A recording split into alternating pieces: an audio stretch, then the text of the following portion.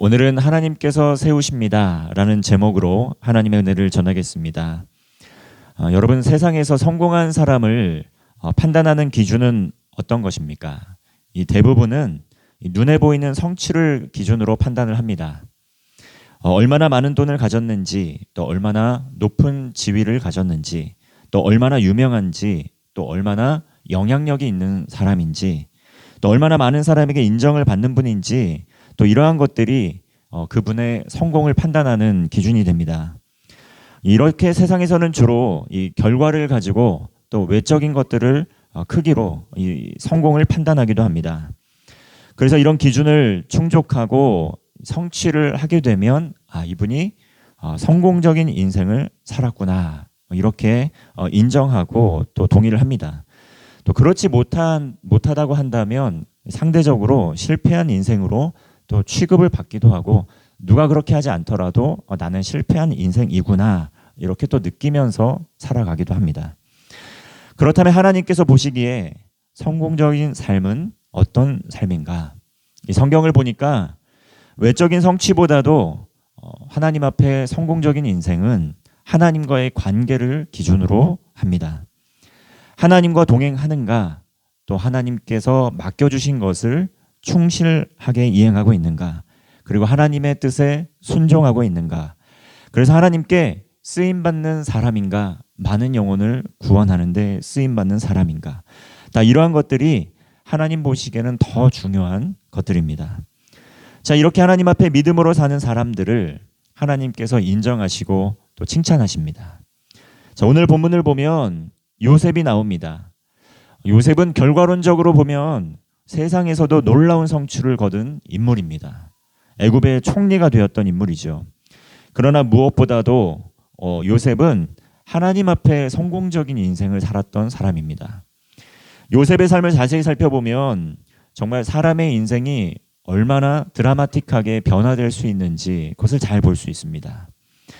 오늘날 기준으로 보면 요셉은 어떤 사람이었습니까? 요셉의 이 결과만 바라보고 아는 것이 아니고 요셉의 출생에서부터 살펴보게 되면 참 기구한 인생을 살았습니다. 특별한 삶을 살았습니다. 요셉은 태어나면서부터 가정에서도 어머니가 여러 명이었습니다. 또 배가 다른 형제들이 정말 많았습니다. 그러면서 그 형제들에게 시기와 질투도 받고 살았습니다. 그리고 버림을 받기도 하였습니다. 또 애굽으로 노예로 팔려가서 어렵게 정착한 곳에서 또 그곳에서 또 성범죄자로 또 몰려서 감옥에 수감되기까지 합니다. 인간적으로 보면, 세상에서 보면 정말 파렴치한 범죄자에 불과했습니다. 그리고 그곳에서 2년 동안 잊혀진 삶을 살았습니다. 이 모든 과정을 보면 어디 하나 뛰어난 구석도 없고 어디 하나 자랑할 만한 것도 없습니다. 놀라운 성취를 이룬 것도 없습니다. 그저 실패한 인생이고 아무짝에도 쓸모없는, 능력 없는 범죄자에 불과했습니다. 그런데 요셉이 어떻게 이 극적인 사건을 통해서 총리가 되었는지 성경을 보면 자세히 나옵니다. 자, 이런 모든 과정을 인간적인 수준에서, 상식적인 수준에서 이해하려고 하면 도저히 이해할 수가 없습니다. 요셉이 열심히 총리가 되려고 노력을 해서 거둔 성취도 아니고, 또 인간적으로 수단 방법을 가리지 않고 모든 편법을 동원해서 거둔 성취도 아닙니다. 특별한 것은 요셉이 하나님의 사람으로 하나님과 동행하는 삶을 살았다는 것이죠. 그래서 하나님의 때가 되었을 때 하나님께서 요셉을 세워주신 것입니다.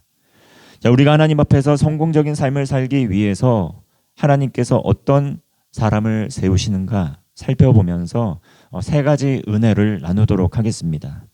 먼저 하나님께서는 하나님의 영으로 충만한 사람을 세우신다는 것입니다. 38절 말씀 우리 함께 합독하겠습니다. 38절입니다.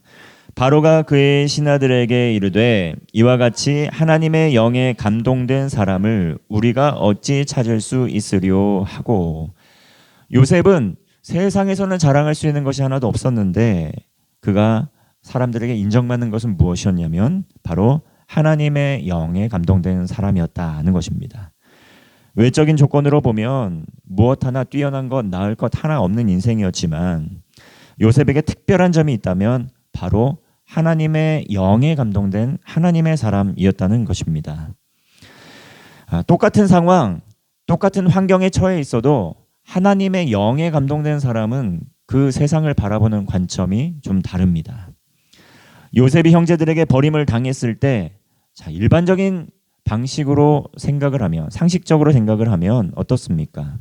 억울하고 원통해서 날마다 자신을 버린 가족을 원망하고 또 이 복수를 다짐하면서 살아야 하지 않겠습니까?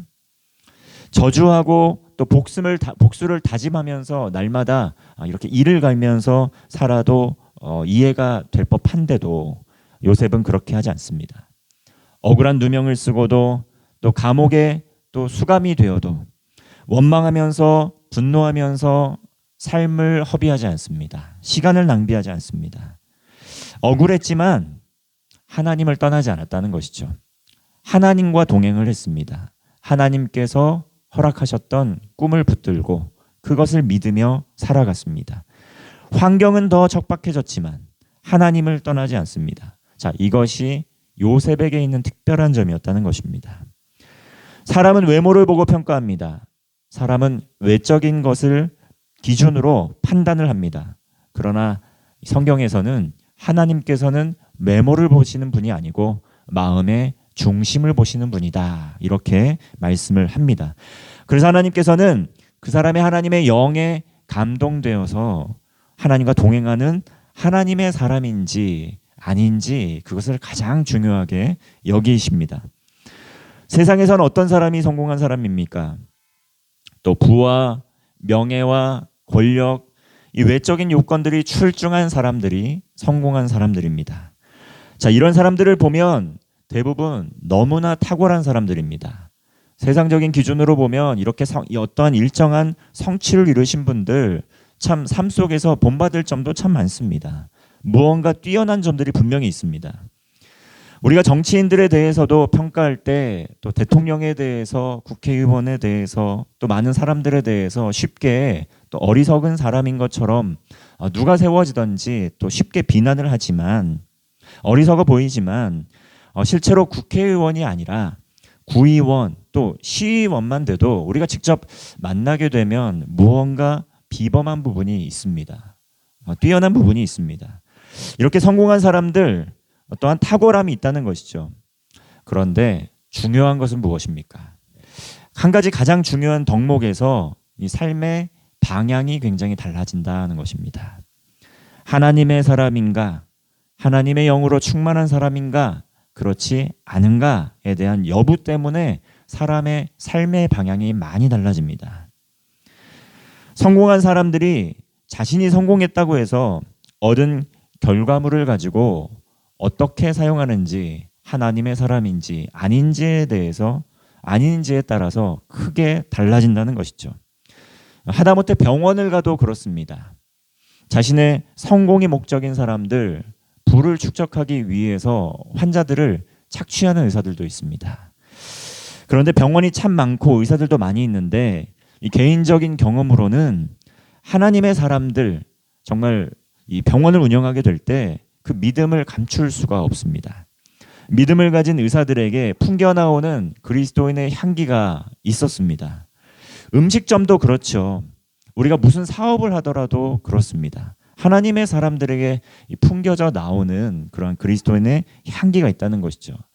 사람을 이윤을 추구하기 위한, 이윤을 얻기 위한 착취의 대상으로 바라보는 것이 아니라 선한 마음을 가지고 그 영혼의 구원을 위해서 또 각자의 은사와 달란트를 사용해서 또 하나님의 영광을 올려드리는 많은 이들이 있습니다. 심지어 돈을 다루는 투자자들 중에서도 이 믿음을 가진 사람들 무언가 다릅니다. 이윤을 추구하는 것이 목적이 아니라 그 사람들이 삶에 어떠한 유익이 되도록 이렇게 영적인 축복이 흘러가도록 헌신하는 사람들이 참으로 많이 있습니다. 이처럼 하나님의 영에 먼저 감동이 된 사람들은 그들의 탁월함과 또 그들의 성취를 통해서 하나님의 영광을 드러내게 된다는 것이죠. 그래서 사람들에게 감동을 줍니다. 이것은 그 사람이 주는 감동이라기보다는 하나님께서 주시는 감동이겠죠. 나아가서 살아계신 하나님에 대해서 이 감동받은 이들이 하나님에 대해서 궁금해하고 또 믿음으로 또 하나님을 받아들이게 되고 구원받게 되기도 합니다. 그러므로 어느 곳에 있든지 우리가 어떤 위치에 있든지 하나님의 영에 감동된 사람들은 이 사람들에게 감동을 줍니다. 살아계신 하나님을 만나고 느끼도록 합니다. 자신의 은사를 가지고 하나님께 영광을 돌리면서 큰 구원의 통로, 축복의 통로로 쓰임을 받는다는 것이죠. 사랑하는 세진의 가족 여러분, 우리가 이 땅을 사는 동안에 무엇이 영원한 것인가 늘 잊지 않고 또 기억하면서 살아가야 할 것입니다. 하나님과 동행하면서 하나님의 영으로 충만한 하나님의 사람들을 하나님께서 축복하십니다. 하나님께서는 하나님의 영으로 충만한 사람을 세우시고 또 하나님께 영광 돌리기 위하여 그 사람들을 사용하십니다. 하나님의 은혜로 구원받아 그 은혜를 간직하고 있다면 성령으로 또 충만한 삶, 또 성령 충만을 사모하는 가운데에 하나님께 귀하게 쓰임받는 세진의 온 가족이 되시기를 바랍니다. 이 하나님께서는 준비된 사람을 세우십니다. 40절 말씀 한번 제가 읽겠습니다. 너는 내 집을 다스리라. 내 백성이 다 내 명령에 복종하리니 내가 너보다 높은 것은 내 왕자뿐이니라. 요셉은 궁극적으로 애굽의 총리가 됩니다. 극적으로 우연하게 된 것처럼 보이지만 이 하나님께서는 오래전부터 요셉을 준비시키셨습니다. 동행하면서 준비의 과정을 거치게 하셨습니다. 시련도 있었고 또 역경도 거치면서 순간순간 하나님을 의지하는 삶을 살게 하시고 하나님의 약속의 말씀을 붙들고 믿음으로 사는 방법을 훈련시켜 주시고 준비시켜 주셨습니다. 가족에게 버림을 받고 노예 생활도 하고 감옥 생활도 하고 낮추고 낮추시는 과정을 요셉이 통과했습니다. 이것은 시간이 걸린 과정이었습니다. 이처럼 우리는 무언가 단기간에 성취를 하길 원하지만 하나님께서는 모든 시련과 역경을 통과하시고 때가 되었을 때 하나님의 사람들을 준비시켜 주십니다. 그렇지만 하나님께서 반드시 기다림의 시간, 참고 견디는 시간을 허락하신다는 것이죠. 자, 그 시간 동안에 우리가 해야 될 건 무엇인가? 준비하는 기간 동안에 해야 할 것, 하나님을 의지하는 것입니다. 그리고 하나님 앞에 겸손해지는 시간이 필요합니다. 자, 무엇보다도 하나님의 뜻이 우리의 삶에 온전히 이루어진다라는 것을 또 경험하는 것이 필요합니다. 그렇지만 하나님 앞에서 준비되지 않은 사람은 무너지게 되는 것이죠. 하나님과 동행하지 않는 사람 무너지게 되는 것이죠. 동행하지 않게 될 때 어떻습니까? 그에게 주어진 세상적인 성공이 교만함의 자리로 나아가게 하고 또 결국은 하나님께 쓰임받지 못하는 인생이 되고 맙니다. 요셉이 하나님께 꿈을 받았을 때에 비전을 받았을 때가 바로 17살이었습니다. 그렇게 세월이 흘러 30살이 되어서 하나님께 더 놀라운 사명을 받게 됩니다. 총리가 되는 것이죠. 13년이라는 준비 기간, 이 기간이 필요했습니다. 그런데 그 시간은 낭비가 아니었다는 것이죠. 버려짐의 시간이 아니었습니다. 하나님의 사람으로 온전히 준비되는 과정이었습니다. 어느 때까지 몇 년 동안 훈련을 받아야 되는가, 몇 년 동안 준비되어야 되는가, 그것은 그 때와 시기는 우리가 정할 수는 없습니다. 그렇지만 하나님께서는 하나님의 사람들을 반드시 준비되는 과정을 거치게 하십니다. 그러므로 우리가 해야 될 것, 모든 시간, 모든 순간마다 하나님께서 나를 빚어가시는구나, 이렇게 믿음으로 고백하는 것입니다. 지금의 기다림의 시간을 지나가게 될 때에 그 시간이 너무 길어서 또 지치고 또 힘겹기만 할지라도 나의 삶에 또한 감옥에 갇힌 것과 같이 답답하고 잘 풀리지 않아서 또 마음에 힘겨움이 있을지라도 요셉을 준비시켜 주신 하나님께서 또 하나님의 때가 되었을 때 높여주셨듯이 우리의 삶을 하나님께서 쓰시기에 합당한 사람으로 준비하고 계실 줄로 믿습니다. 이러한 준비의 시간 동안 더욱더 하나님을 의지하고 더욱더 하나님 앞에 겸손해지면서 하나님 앞에서 준비되어지는 세진의 온 가족이 되시기를 바랍니다. 자, 이렇게 하나님께서 하나님의 영으로 충만한 사람, 또 하나님 앞에 준비된 하나님의 사람들, 하나님의 때가 되어서 반드시 높여 세워주신다는 것입니다. 우리 43절 말씀 함께 합독하겠습니다. 43절입니다. 시작. 자기에게 있는 버금 수레에 그를 태우매 무리가 그의 앞에서 소리 지르기를 엎드리라 하더라. 바로가 그에게 애굽 전국을 총리로 다스리게 하였더라. 요셉은 결과적으로 애굽의 총리로 세워지게 됩니다. 이 과거의 형들 앞에서 버림받고 노예로 팔려갔던 요셉, 이제는 상황이 완전히 변화되었습니다. 애굽이라는 정말 놀라운 강대국의 높임을 받는 총리가 되었습니다. 이것은 요셉의 노력으로 된 것이 아니라 하나님께서 세우신 것입니다. 하나님께서 세우시면 막을 수 있는 방법이 없습니다. 하나님께서 하고자 하시면 막을 수 있는 존재는 아무도 없습니다. 모든 것은 하나님의 주권에 달려 있다는 것이죠. 그러므로 인생의 높아짐도 낮아짐도 하나님께 달려 있습니다. 하나님께서 선한 목자이시기에 지금도 우리와 동행하시고 가장 바르고 가장 선하고 가장 온전한 길로 우리의 삶을 지금도 인도하고 계십니다. 자, 그러므로 현실을 바라보면서 섣불리 먼저 포기하거나 또 섣불리 결론을 짓거나 또 섣불리 낙심하지 마시기를 바랍니다. 하나님께서 가정을 세워주십니다. 그리고 하나님께서 교회도 세워주십니다. 그리고 하나님께서 우리의 망가져 있어 보이는 그러한 모든 삶도 환경도 온전하게 고치시고 회복시켜 주십니다. 요셉과 같이 이제는 내 힘으로 높아지려고 애를 쓰고 내 힘으로 얻으려고 노력하고 내 힘만 의지하는 인생에서 변화되어서 하나님의 주권을 인정하는 삶이 되기를 소망합니다. 이 하나님께서는 하나님의 영으로 충만한 사람을 세우십니다. 그리고 하나님께서는 하나님의 영으로 충만한 가운데 준비된 사람을 세우십니다. 그리고 하나님께서는 하나님의 영으로 충만한 가운데 준비된 사람을 때가 되면 높이 세워주십니다. 지금도 하나님께서 우리의 삶을 온전하게 인도하시고 어디 있든지 어떤 환경 가운데 있든지 또 상황을 바라보면 답이 없어 보이는 상황일지라도 하나님께서 하나님의 때를 기다리며 준비하고 계심을 믿습니다. 자, 이러한 것을 고백하는 가운데에 삶의 모든 여정 가운데에 요셉과 같이 하나님께서 주신 약속과 금을 붙들고 모든 여정에 은혜가 가득하고 또 기쁨이 가득하고 찬양과 감사가 가득한 세진의 온 가족이 되시기를 주님의 이름으로 축원합니다. 기도하겠습니다. 살아계신 하나님 아버지, 우리의 모든 삶의 주권을 하나님께 맡겨드립니다.